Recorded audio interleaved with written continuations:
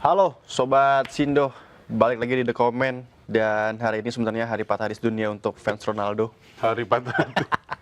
Satu pria menangis, satu Semua dunia pria ikut bersedih. ikut bersedih. Iya, jadi Enggak Portugal satu ini dunia ya. ditekuk sama Spanyol 1-0 ya. 1-0. Dan Itu ini telat. kita akan bahas lebih lanjut dan kita akan komentarin bagaimana gamenya. Dan kalau menurut Mas Teguh sendiri gimana match dini hari tadi? Jujur ya, kalau kita ngomongin Portugal sama Spanyol nih, Yeah. malam itu kita, gue sendiri nih pendukung Portugal. Ya. Karena kemarin dukung Jerman udah kalah gitu ya, udahlah lewat. Nah kemarin si Portugal sama Spanyol ini, lihat dari susunan pemain kan sebenarnya Portugal ini sebenarnya dari kemarin-kemarin juga bagus gitu. Nah tapi Spanyol juga kuat ya kan. Iya. Ada beberapa pemain muda yang oke gitu kan, Lamine Yamal, CS gitu. Nah kalau dilihat dari pertandingan semalam itu, Portugal sama Spanyol sebenarnya mungkin beberapa orang ya, lu juga tadi juga sempat bilang kan kalau agak boring ya Boring permainannya. Tapi ada beberapa peluang tercipta kan, termasuk oleh Ronaldo juga gitu Ya, kan. ada Ketika dua. Dia mau tendangan setengah salto itu, tapi akhirnya ya nggak masuk juga karena berhasil ditangkap oleh kiper. Nah, yang menarik beberapa peluang Portugal itu sudah mengarah ke gawang sebenarnya. Begitu juga beberapa peluang Spanyol Iya. itu juga banyak ditepis juga. Nah, kejadian golnya Spanyol itu kan di menit 90 plus ya. Injury time. Injury time banget kan itu. Nah, itu memang bikin kaget semua pemain sih, bikin kaget semua pemain. Iya. Karena kayaknya kalau dari yang gua amatin dari pertandingannya semalam itu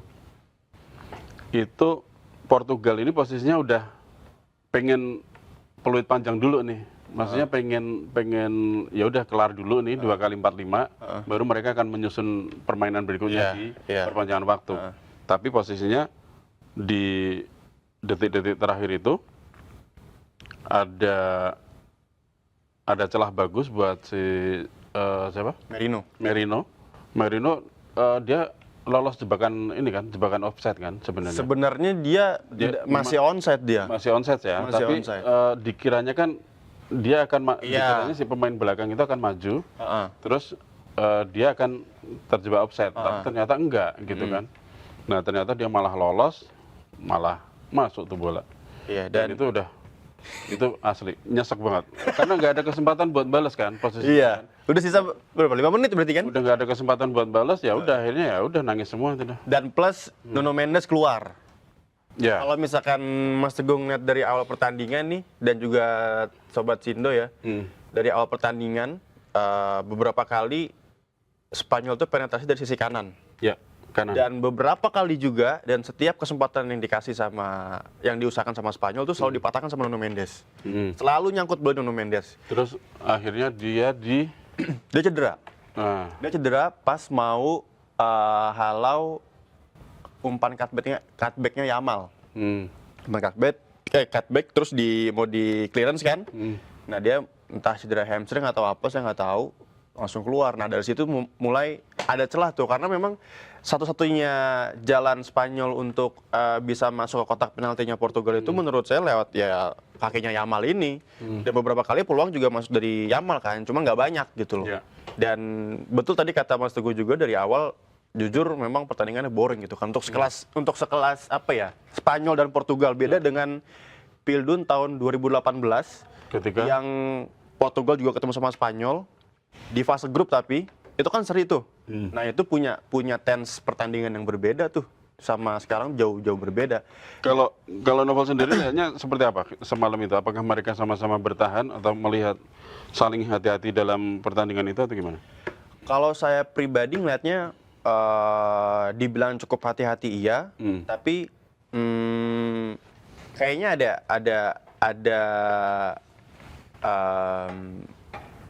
strategi yang dimiliki dari kedua tim ini untuk masuk ke babak penalti kayaknya untuk ngincar seri gitu. Karena jujur dibilang hati-hati iya, tapi dibilang ada beberapa penetrasi juga iya gitu kan. Karena kita lihat ya, ini ya, apa namanya? statistiknya ini. Memang kalau dilihat dari statistik kan Spanyol lebih mendominasi ya dengan dengan shotnya 15, shot on targetnya 6, sementara Portugal hanya 3 ya kan. Ball possessionnya 56% Spanyol. PSS-nya berarti dia memang ya Spanyol memang mendominasi ya, mendominasi permainan. Dengan pass akurasinya 91 juga berarti jarang terlepas tuh bola dari mereka ya. Tapi foul-nya Spanyol lebih tinggi ya.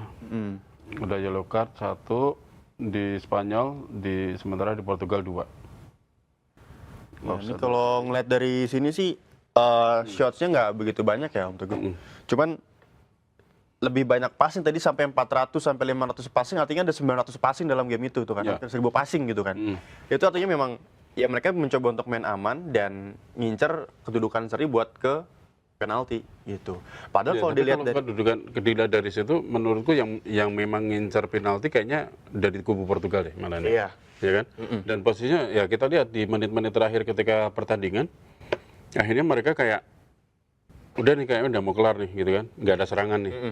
Mengiranya kan gitu kan. Iya benar. Ternyata taktik dikit set masuk dan benar-benar nggak terkawal kan. Itu kecolongan banget. Ini benar-benar masuk di tengah-tengah posisinya kayak gitu, tinggal berhadapan langsung sama kiper, udah nggak ada pemain belakang lagi kan itu kan. Karena sempat beberapa momen juga ada Oyarzabal atau sama siapa lagi satu ya. Itu sempat ada momen one on one juga sama kiper yang hampir nggak masuk dan ketepis juga ada itu. Artinya kan menurutku nih ya, kalau misalkan kita lihat dari sisi squad, jujur sebenarnya Portugal lebih mateng loh dibandingkan Spanyol yang lebih didominasi dengan pemain muda, gitu kan.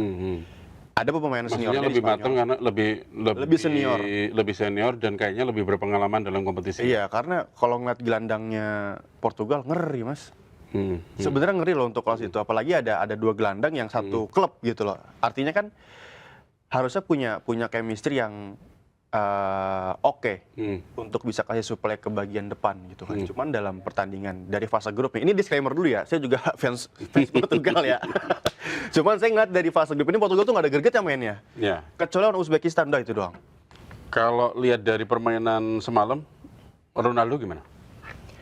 Ronaldo as usual. Seperti biasanya aja permainan. Tapi dia juga dikawal ketat ya? Dikawal ketat. Dari fase grup juga dikawal ketat gitu kan. Kayak kita lihat waktu match lawan Kolombia, sama lah semua di fase grup juga sama gitu. Kita ngeliatnya memang dia benar-benar dikunci kayak gitu. Dan sebenarnya tugas dari lini tengah untuk bisa suplai bola, entah itu ke sayap, entah itu bisa bikin permainan di tengah, atau bisa langsung direct ke Ronaldo tuh bisa gitu kan. Cuman kreativitasnya itu kita lihat selama fase grup sampai di knockout ini lini tengah selalu bolak-balik, dikit-dikit back pass.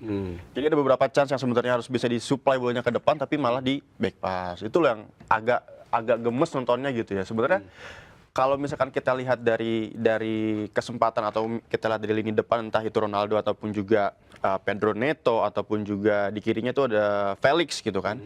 Sering mereka buat ruang, cuman entah gelandangnya atau lini tengahnya ini nggak atau memang mereka menilai itu situasi yang kurang pas gitu loh. Jadi sangat disayangkan. Sebenarnya kalau kita lihat dari kacamata kita sebagai penonton gitu ya, ada ruang-ruang yang bisa dipassing kayak gitu. Nah, Ronaldo sendiri semalam permainannya kalau dinilai nih dari 1 sampai 10. Berapa angkanya buat Ronaldo semalam? 1 sampai 10 dengan posisi dia yang nggak banyak dapat bola ya kan? Nggak banyak dapat bola, terus kesempatan dia juga nggak banyak juga gitu kan? Yang bisa kesorot highlightnya pun juga cuma 1 ya, ketika dia mau tendangan salto tapi cuma separuh itu kan? Ya, saya rasa 7 sih, 7 nilai yang pas buat saya karena dengan sedemikian solidnya backnya Spanyol dan kurangnya suplai bola ke dia, tapi dia masih bisa create chance, buka ruang terus dia sempat kasih shoot juga dari sisi kanan sama yang setengah salto tadi, hampir setengah salto itu. Saya rasa itu udah lumayan oke lah untuk seusianya CR7 sih Good, maksud gue, iya. Dan kita lihat juga beberapa kali kan di tengah juga berusaha untuk mainin bola kan, dia ngolah bola kayak gitu kan. Cuman ya apa boleh buat karena 41 tahun maksud gue. Itulah. Tapi masih ini ya, masih. Tapi masih energi kita lihat sih. Ini kan Piala Dunia terakhirnya Ronaldo ya. Ya. Dan makanya ketika dia gagal di 16 besar ini kayaknya nangisnya ini ya. Dan kan kesorot kamera kan beberapa kali kan. Beberapa kali setelah pertandingan kesorot kamera dia nangis gitu kan. Nah, setelah ini kira-kira akan gantung sepatu atau gimana nih, Paul?